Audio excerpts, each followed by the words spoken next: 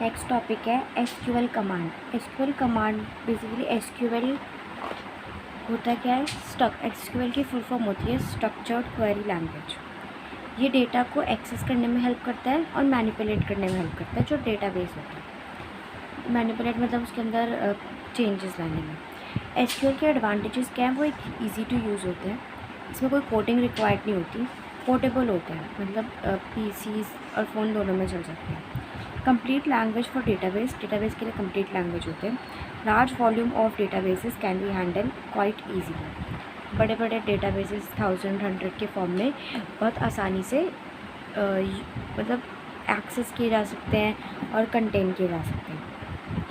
SQL statement 5 part में divided होता है, मतलब इसको कंपोनेंट्स भी कहते हैं मेनली, बट हम डीडीएल, डीएमएल और डीसीएल पढ़ रहे हैं। ये कौन कौन से होते हैं? Data definition language, data manipulation language, data control language, transaction control language. और ये सारे इनके कमांड्स हैं जो इनके अंदर आते हैं। अब डेटा को रिट्रीव करने के लिए एसक्यूएल में कुछ कमांड्स होते हैं।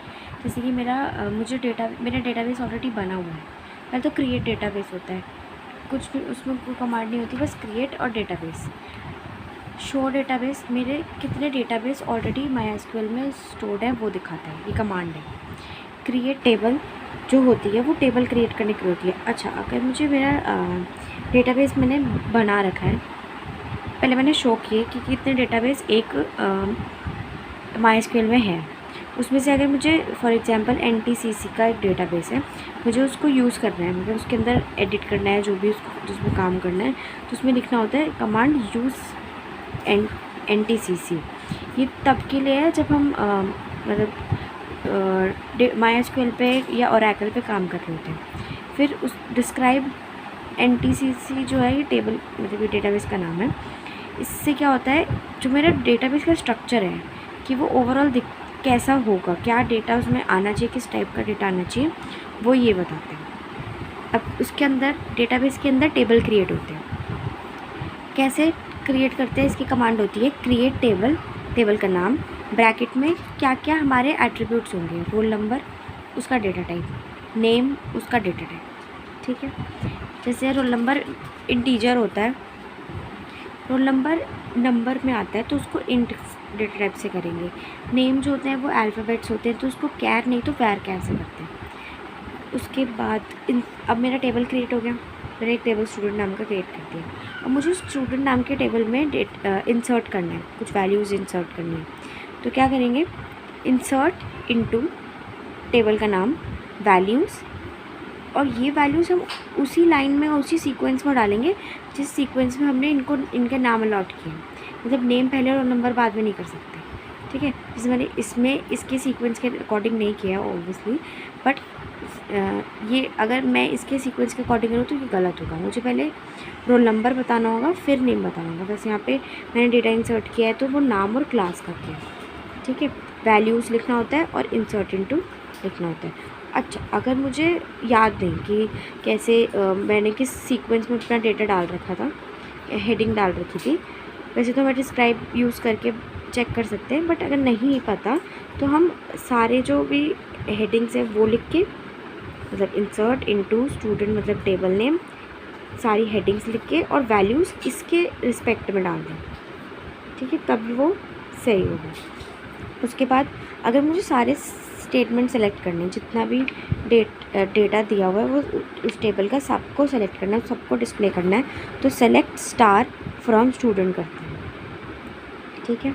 उसके बाद अगर मुझे कुछ अपडेट करने हैं, और अपडेट कमांड सिर्फ रोज़ के लिए यूज़ हो सकती है, ठीक है। जैसे रोज़ में कुछ चेंजेस करने हैं, आपने गलत लिख दिया गलती से, तो वो दोबारा वो चेंज कर सकते हैं। कैसे करेंगे कमांड, अपडेट टेबल का नाम, सेट, जैसे मुझे रोल नंबर 3 पे नाम हिमांशी करना है, ये मेरा अपडेट है, तो set roll number 3 where name is Himanshi, Himanshi के नाम के आगे रोल नंबर 3 सेट करना है। अब क्या है, डिलीट कमांड। डिलीट मतलब कि मुझे टेबल के अंदर कुछ डिलीट करना है, तो उसके डिलीट करने के लिए 3 अलग डिलीट कमांड होते हैं, डिलीट, ट्रैंक्वेट और ड्रॉप।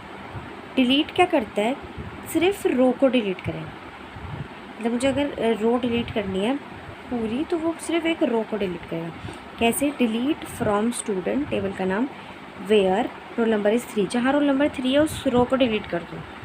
मतलब रो नहीं बोला इसमें, लेकिन डिलीट का मतलब रो होता है। ट्रैंक्विट क्या करता है? सारे रोज़ डिलीट कर देता है, सिर्फ कॉलम की जो हेडिंग होती है वो बच जाती है। कैसे इसका सिंटेक्स है? ट्रैंक्विट फ्रॉम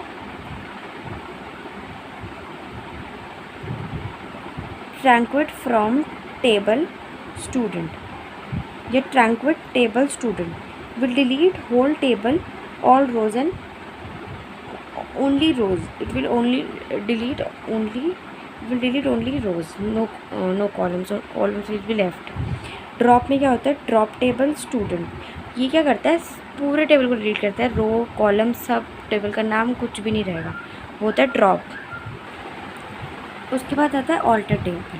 ऑल्टर कमांड जो होती है बहुत बड़े बड़े चेंजेस के लिए होती है। जब हमारे पास बहुत बड़े बड़े चेंजेस हैं, जैसे कि कॉलम का नाम ही चेंज करना है, कॉलम का नाम हमने गलत लिख दिया या दूसरा नाम लिखना है तो मुझे वो चेंज करना है, तो उसमें मैं अपडेट कमांड यूज़ नहीं कर सकती, मुझे ऑल्टर कमांड का यूज़ करना होगा।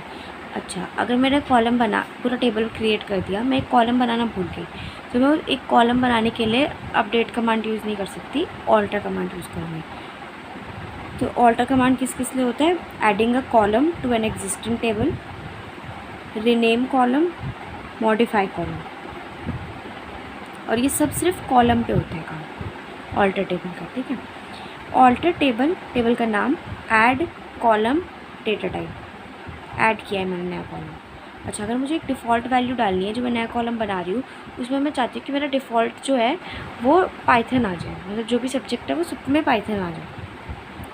डिफ़ॉल्ट मतलब होता है कि मैं एक ही बार इनिशियलाइज़ कर दूँ कि मुझे सबके अंदर सब में सब्जेक्ट पाइथन लिखा हुआ चाहिए। ऑल्टर टेबल का नाम, ऐड नया टेबल का नाम, डेटा टाइप, डिफ़ॉल्ट पाइथन।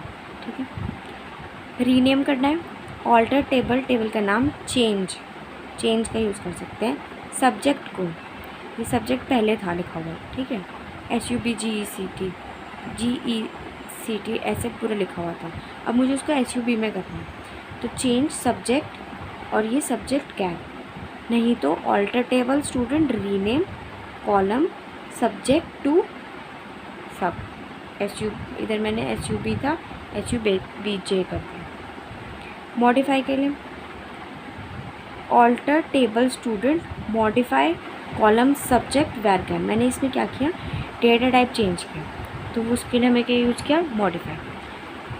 हमने पीछे कंस्ट्रेंट्स पढ़े हुए थे पिछले वीडियो में, जिसमें प्राइमरी की, ऑल्टरनेट की, कैंडिडेट की थी। जब हमको टेबल क्रिएट करना होता है SQL में, उसी टाइम हम प्राइमरी की और फॉरेन की को इनिशियलाइज़ कर देते हैं। प्राइमरी की हमें पता है कि क्या होती है? यूनिकली आइडेंटिफाइड होती है, और ये कभी भी नल नहीं होती। तो इसको कैसे करते हैं? क्रिएट टेबल करते हैं। जब हम टेबल को क्रिएट करते हैं, टेबल का नाम, मुझे रोल नंबर को प्राइमरी की बनाना है, तो प्राइमरी की, डेटा टाइप, और उसके साथ में लिख देंगे प्राइमरी की। ठीक है, फॉरेन की जो होती है वो किसी और टेबल की प्राइमरी की होती है, उसको अपने टेबल में अगर बताना है तो मैं फॉरेन की के हिसाब से बताऊँगी। तो primary key of another table is known as foreign key. कैसे करते हैं? क्रिएट टेबल स्टूडेंट, मैंने कुछ एट्रीब्यूट्स लिए इसके, और मुझे ऑर्डर आईडी को प्राइमरी बनाना था, और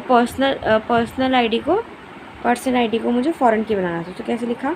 फॉरेन की पर्सन आईडी, रेफरेंस कहाँ से लिया? पर्सन टेबल से, स्टूडेंट टेबल था, पर्सन टेबल से क्या लिया? रेफरेंस, और किसको बनाया? पर्सन आईडी को। दोबारा फॉरेन की बनाया, पर्सन आईडी को फॉरेन की बनाया, रेफरेंस कहाँ से लिया? पर्सन के टेबल से, और पर्सन आईडी जो है उसको हमने क्या बनाया? फॉरेन की। ठीक है।